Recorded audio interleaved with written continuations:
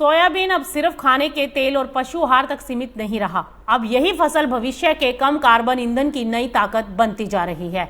America की एक बड़ी कृषि कंपनी ने अपने 4 सोयाबीन क्रशिंग प्लांट्स की क्षमता बढ़ाने का फैसला लिया है। इस विस्तार से हर साल करीब 7 लाख टन अतिरिक्त सोयाबीन की प्रोसेसिंग क्षमता जुड़ने की उम्मीद है और इस निवेश के पीछे सबसे बड़ी वजह है रिन्यूएबल डीजल और सस्टेनेबल एविएशन फ्यूल यानी एसएएफ की तेजी से बढ़ती मांग। सोयाबीन तेल अब केवल खाद्य तेल नहीं रहा बल्कि कम कार्बन ईंधन बनाने के लिए एक अहम कच्चा माल बन गया है। यानी आने वाले समय में सोयाबीन से सिर्फ तेल और खली नहीं बल्कि सड़क पर चलने वाले वाहनों और आसमान में उड़ने वाले विमानों के लिए भी ईंधन तैयार किया जाएगा।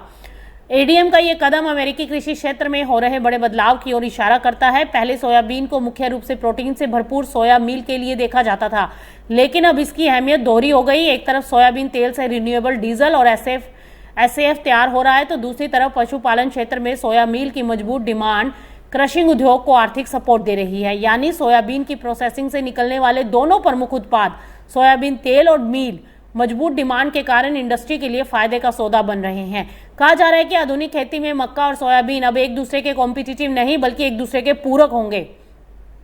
सोयाबीन की फसल प्राकृतिक रूप से मिट्टी में नाइट्रोजन स्थिर करने में मदद करती है और इससे अगली मक्का फसल के लिए रासायनिक खाद की जरूरत कम हो सकती है। वहीं मक्का से एथेनॉल बनाया जाता है और इसके प्रसंस्करण से distillers dried grains with solubles यानी डीडीजीएस तैयार होता है जो दुनिया के महत्वपूर्ण हाई प्रोटीन पशु आहारों में शामिल है। और इस तरह सोयाबीन और मक्का मिलकर एक ऐसा कृषि मॉडल तैयार करते हैं जिसमें एक ही खेती व्यवस्था से खाद्य तेल, पशु आहार और रिन्यूएबल फ्यूल तीनों का उत्पादन संभव हो सके। ब्राजील इस इंटीग्रेटेड मॉडल का एक बड़ा उदाहरण है और वहां सोयाबीन के बाद दूसरी फसल के रूप में मक्का उगाने की व्यवस्था तेजी से अपनाई गई है और इससे किसानों को एक ही जमीन से ज्यादा उत्पादन लेने का मौका मिलता है। सोयाबीन के बाद मक्का की दूसरी फसल लेने से भूमि का बेहतर उपयोग होता है और कुल अनाज उत्पादन बढ़ता है और मक्का आधारित एथेनॉल उत्पादन को भी इससे बढ़ावा मिलता है। और यहाँ पर खास बात यह है कि इसके लिए खेती का रकबा बहुत ज्यादा बढ़ाने की जरूरत नहीं।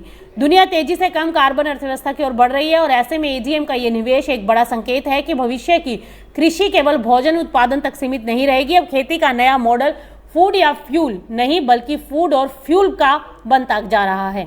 सोयाबीन क्रशिंग क्षमता बढ़ने से किसानों के लिए नई डिमांड और बाजार के अवसर पैदा होंगे और साथ ही खाद्य तेल, पशु आहार, renewable diesel, sustainable aviation fuel और दूसरे वैल्यू एडेड उत्पादों का उत्पादन भी बढ़ सकता है। तो फिलहाल तस्वीर साफ है कि सोयाबीन की भूमिका बदल रही है।